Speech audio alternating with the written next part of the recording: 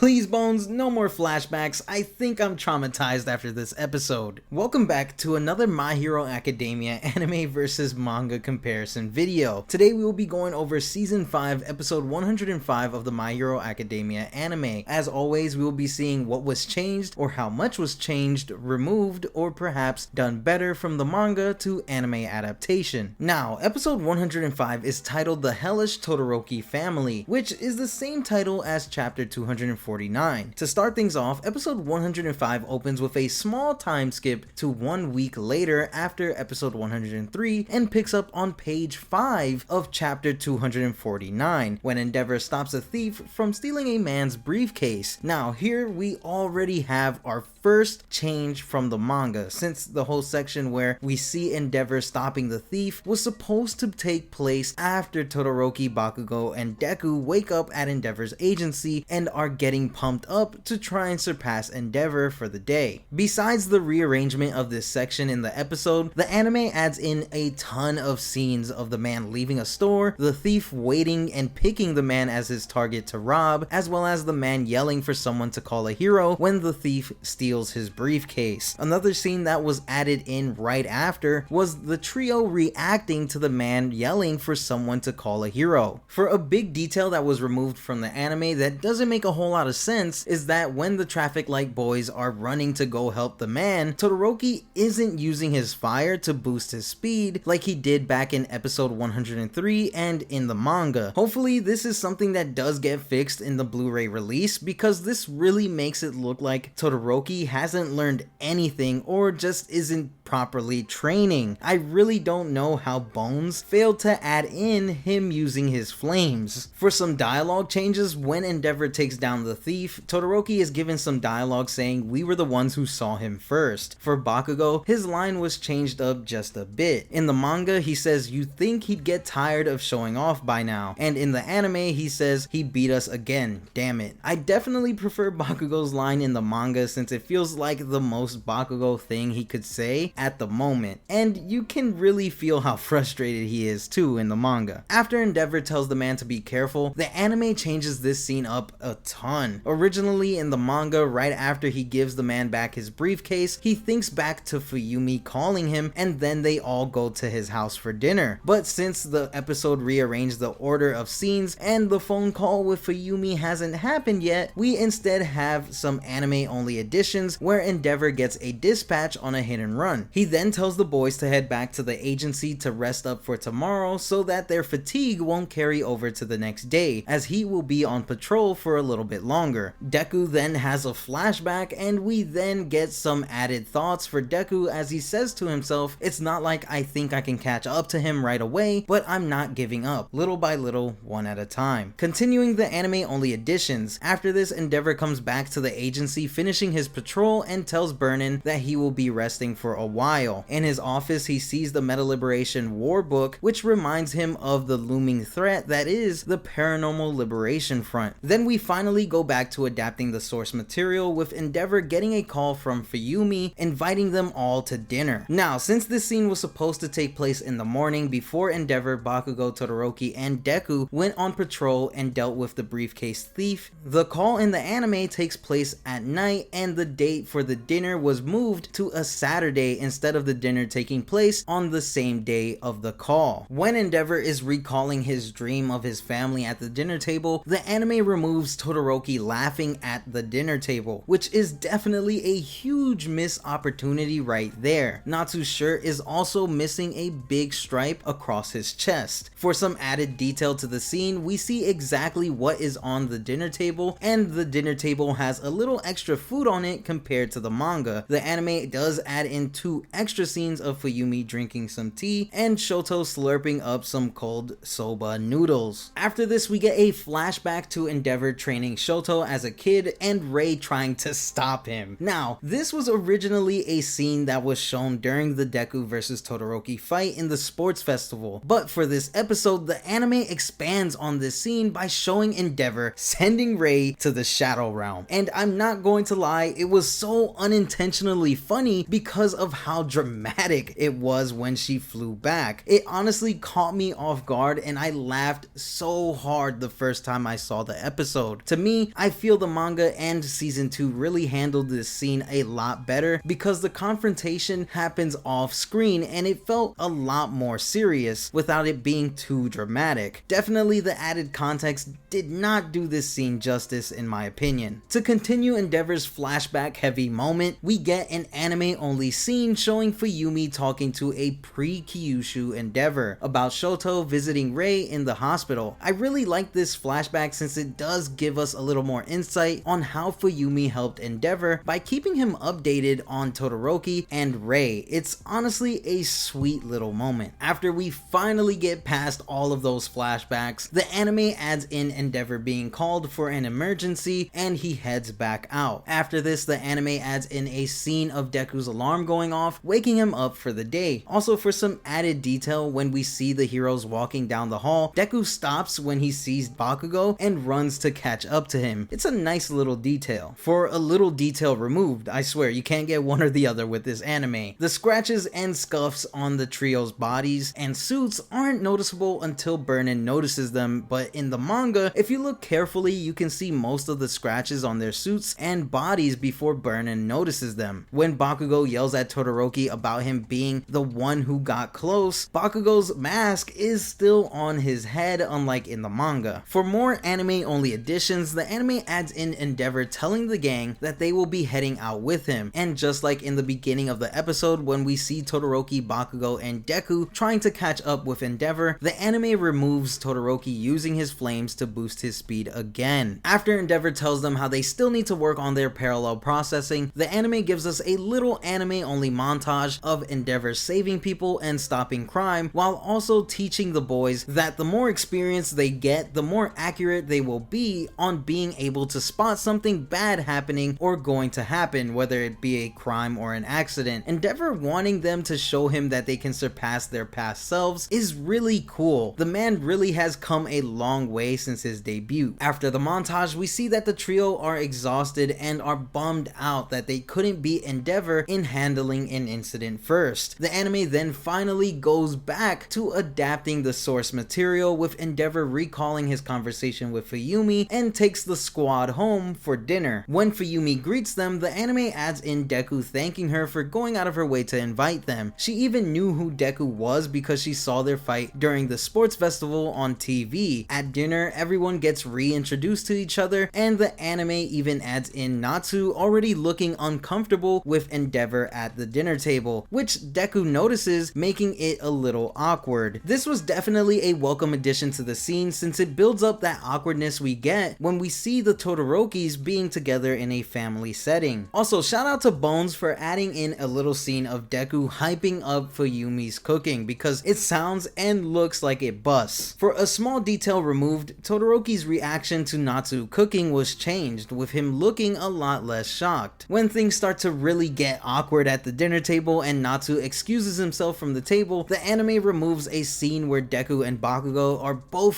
feeling really awkward and shocked, reacting for a third time about the situation unfolding in front of them between Natsu and Endeavor. In the anime, we only see their reactions twice. For another anime removal, when Todoroki has a flashback to what happened right after Rei threw boiling hot water at his face, we only hear his mom instantly regretting her actions while we see the water and tea kettle on the floor. In the manga, we actually get to see her quickly use her ice quirk to cool off his wound. And man, is that one of the most heart-wrenching scenes to see in the manga. Definitely a shame that this scene doesn't get animated at all. Even the steam from the boiling hot water on the floor was removed too. Now, I'm kinda hoping this does get animated for the Blu-ray, especially since the performance done by Michiko Neya was just perfect in the scene. You really feel the regret in her voice. But I really doubt the scene will get animated for the Blu-ray, but y'all know I like to be optimistic. Moving on, the anime adds in a scene of Todoroki in his room reading the letter his mom sent him, as well as her writing the letter. For some more anime removals, the scene of Bakugo telling Todoroki just say I'll never forgive him if you really hate the guy was taken out when Deku tells Todoroki that he is getting himself ready to be able to forgive Endeavor. When When Natsu overhears Deku telling that to Todoroki, Bakugo is removed again, where he is supposed to catch Natsu overhearing the conversation. And the close-up of Natsu's face when he overhears the conversation is actually a panel taken from chapter 250 when Bakugo recalls catching him overhearing the conversation. And finally, for the final change in the anime, at the end of the episode after we see Toya for the first time,